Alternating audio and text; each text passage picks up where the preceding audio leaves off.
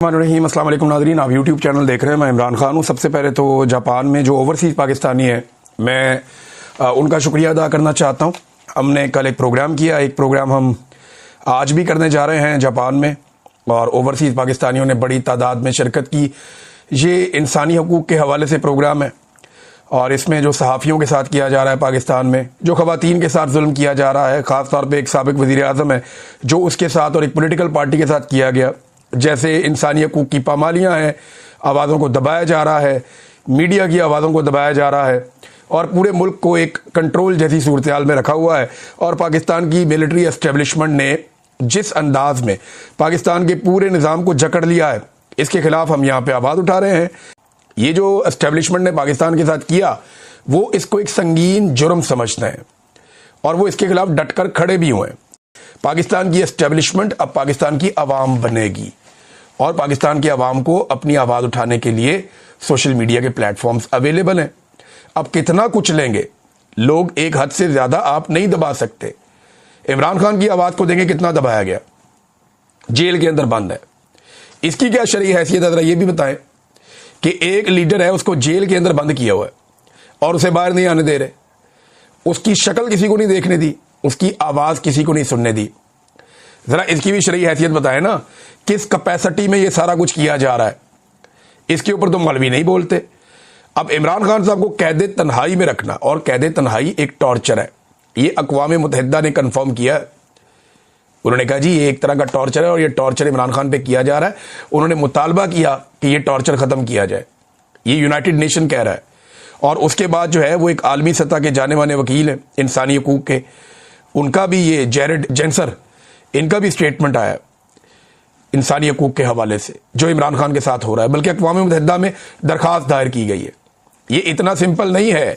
इमरान खान के साथ जो ये निज़ाम कर रहा है, इससे पहले किसी वज़ीर आज़म के साथ नहीं किया गया, किसी हुक्मरान के साथ नहीं किया गया। और अगर ये सिलसिला ना रोका गया तो पाकिस्तान की बदनामी बढ़ती जाएगी, और पाकिस्तान में इस्तेहकाम नहीं आना। इस तरीके से जैसे आपने लोगों को दबाया हुआ है, इस तरीके से जैसे आपने डंडा चलाया हुआ है, इस तरीके से कभी भी किसी मुल्क में सियासी इस्तेहकाम नहीं आ सकता। हसीना वाजिद फार्मूले पे आप काम कर रहे हैं, तो एंड ऑफ द डे क्या हुआ? वही हुआ ना जो बांग्लादेश में सबने देखा। तो इसी फार्मूले के साथ आप पाकिस्तान में डिफरेंट नताइज कैसे ले आएंगे? ये नहीं हो सकता मुमकिन। तो एक ये कहानी सुनाई गई है कि फैज़ हमीद को सियासत में मुदाखलत पर सजा हुई, नहीं हुई जनाब। ये रास्ता पाकिस्तान के जर्नैल नहीं खोलना चाहेंगे। उसकी वजह यह है कि अगर ये रास्ता खुल गया तो फिर बारी बारी सबकी बारी, तो ये बारी अभी तक तो नहीं आ रही। अच्छा, एक और चीज है कि 9 मई का कोई तस्करा भी नहीं था इस सारे मुकदमे में, कुछ नहीं था। 9 मई के ऊपर किसी किस्म का कोई काम नहीं हुआ, बल्कि सवाल पूछा जाना चाहिए उन सारे दानिशवरों से या उन सारे टाउटों से जो ये टीवी चैनल्स पे आकर बैठ के दावे करते रहे कि जनाब फैज़ हमीद गवाह बन गया, फैज़ हमीद फर बोलता है, वो एक ऐसा तोता है जिसमें इमरान खान की जान है, कोई कहानी कोई कहानी, फैज़ हमीद ने जनाब फलानी चीजें बता दी, बड़े बड़े राज अफशा हो गए। क्या है जनाब? नथिंग। मेरी फैज़ हमीद के वकील से बात हुई, नथिंग। मेरी दीगर सोर्सेज से बात हुई, कुछ भी नहीं। गोंगलुओं से मट्टी झाड़ी, उसको सजा दे दी, और इन सारों को पहले ही पता था ये सजा होनी है, और उसके बाद ये सजा खत्म भी होनी है, ये भी सबको पता है। ये चलनी भी कोई नहीं। आप कुछ अरसा इंतजार करें, फिर आप ये देखेंगे। देखें, असल मामला जो मुतालबा हर पाकिस्तानी का है वो क्या है? मुतालबा ये है कि फैज़ हमीद को सियासत और सहाफत और पाकिस्तान की हुकूमत में मुदाखलत करने पे सख्त से सख्त सजा दी जाए, बाकायदा अनाउंस की जाए, उसके इल्जामात कौम के सामने रखे जाए, और फिर ये रास्ता खोला जाए ताकि फैज़ हमीद के बाद आने वाले और उससे पहले जाने वाले इन तमाम लोगों को सजाएं दी जा सके। या फिर हल वही है, ख्वाजा साद रफीक ने कहा कि जनाब आप ट्रुथ एंड रिकंसिलिएशन कमीशन एक बना दें, उसमें जिसने जो किया वो सारा कौम के सामने लाया जाए। देखें ना, नवाज शरीफ को पाकिस्तान से बाहर किसने भेजा? बताएं ना। मियां साहब अब आए ना, आके सामने खड़े होकर कहें कि मैं पाकिस्तान से बाहर कैसे गया था, ये जाली प्लेटलेस की रिपोर्टें कैसे बनी थी। मैंने उस दौर में चैलेंज किया था, मैं अब तक अपनी बात पे कायम हूं कि मियां साहब जब पाकिस्तान से बाहर गए थे बरतानिया, जब जहाज में चढ़े थे तो थोड़े से प्लेटलेस थे, जब बरतानिया में उतरे थे बिल्कुल ठीक थे। ये मुझे डॉक्टर्स ने बताया जो बरतानिया में थे। अब सवाल ये पैदा होता है कि मियां साहब वो रिपोर्ट पब्लिक कर देना कि ये कैसे प्लेटलेस थे जो पाकिस्तान से जहाज में चढ़ते हुए बहुत थोड़े से थे, और जैसे ही बर्तानिया में जहाज से उतरते हैं तो ये 2 लाख से ऊपर चले जाते हैं। ये कैसे हो गया जादू? ये मियां नवाज शरीफ साहब भी बता सकते हैं ना कि उन्हें जाली प्लेटलेस रिपोर्टें बनाकर पाकिस्तान से निकालने वाला कौन था जब डीजी आईएसआई फैज हमीद था।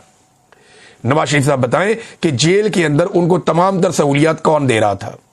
नवाज शरीफ साहब बताएं कि जेल के अंदर उनकी फैमिली के मामलात को सारा उनके साथ सेटल कौन बैठकर कर रहा था। बताएं ना।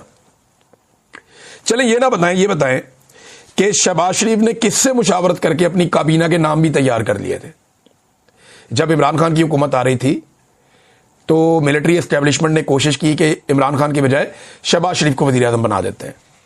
तो शहबाज शरीफ ने जब अपनी काबीना के नाम फाइनल किए तो शहबाज शरीफ ने एक्चुअली किसको इंटरव्यू दिया था और किसके साथ बातचीत कर रहे थे, जरा ये शहबाज शरीफ साहब बता दें। है अगर इनके पास जवाब तो बताएं ना। तो नादरीन, एक एक करके सारी चीजें सामने आएंगी और भी चीजें सामने आएंगी। ये फैज हमीद को कोई ये एहतसाब नहीं हो रहा। अगर एहतसाब होता तो वो नजर भी आता। उसके हकायक कौम के सामने रखे जाते, इस आदमी ने ये किया, ये किया, ये किया, ये किया, लिहाजा इस आदमी के साथ ये हो गया। कुछ भी नहीं, सिर्फ एक प्रेस रिलीज है। आप फैसला जारी करें, कौम को पढ़ने दें, पता चले। लाए ना सियासत में उसकी मुदाखलत के सबूत, ताकि पता चले कि नवाज शरीफ को क्या मिला, शहबाज शरीफ को क्या मिला, इमरान खान को क्या मिला, बिलावल को क्या मिला, जरदारी को क्या मिला। लाए, हर चीज सामने लाकर रख दे, मजा आ जाएगा पाकिस्तान को भी। नादरीन, बीबीसी ने भी तस्दीक कर दी, क्योंकि हुकूमत कह रही थी शहबाज शरीफ को प्यूटन का इंतजार नहीं करना पड़ा। इस तरह के मामले पे ना शहबाज शरीफ साहब को हल्का सा एतराज करना चाहिए था। इस तरह के मामले पे शहबाज शरीफ साहब को हल्का सा प्रोटेस्ट रिकॉर्ड करना चाहिए था कि हम आपका वेट कर रहे थे। ये करने की बजाय खामोशी से इन्होंने जाके मुलाकातें कर ली और इन्हें लगा कि चलो हम गरीब लोग हैं, कोई बात नहीं, कुछ भी हो गया। एटमी कुव्वत है Pakistan. Leading from the front की तस्वीरें बना के आगे आगे टुड़ के 1 टके की ये सरमायाकारी पाकिस्तान में नहीं ला सकते। ये प्यूटन है जिस दिन उसने जंग शुरू की थी, इमरान खान से 3 घंटे अलग में मुलाकात की थी। यानी आज उसके मुल्क ने जंग शुरू की है, उसने हमला किया और वो उस वक्त इमरान खान साहब के साथ बैठकर 3 घंटे 1-on-1 मुलाकात कर रहा है। ये प्यूटन था। और यही प्यूटन है शहबाज शरीफ साहब आधा घंटा इंतजार कर रहे हैं। अब रूसी अखबारात भी लिख रहे हैं, बीबीसी भी इसकी कंफर्मेशन दे रहा है उन अखबारात की। तो ये झूठ बोलते हैं फिर फंस जाते हैं, फिर झूठ बोलते हैं फिर फंस जाते हैं। और निजाम कैसे चला रहे हैं? जुल्म के साथ, पैसे के साथ, ताकत के साथ। यानी अभी जो इलेक्शन हुआ सुप्रीम कोर्ट बार का, उस इलेक्शन के अंदर देखे ना, ये पाकिस्तान तरीके इंसाफ के नाम के ऊपर वोट लेने वाले जो वकील रहनुमा थे वो बड़ी तादाद में बिक गए, मौजें लग गई। यानी जिन्होंने वोट लिया पाकिस्तान तरीके इंसाफ के वोट के ऊपर, इमरान खान साहब का नाम लेकर जिन्होंने वोट लिया, जिन्हें पाकिस्तान तरीके इंसाफ की वकला क़यादत लेकर आई थी आगे, उनमें से बहुत सारे बिक गए। सोशल मीडिया पे उनकी फोटो में भी आ रही है, लोग कह रहे हैं इसने इतने करोड़ लिया, इसने इतने करोड़ लिया, इसने इतना पैसा लिया, इसने ये फायदा लिया, इसके खिलाफ ये किया गया। तो देखें, बिक गए। जब वकला जैसे पढ़े लिखे लोग, जिनका कानून का काम है, जिन्होंने मुल्क में रूल ऑफ लॉ के लिए काम करना है, एक वकील था जिसने पाकिस्तान बनाया था, एक अजीम शख्सियत,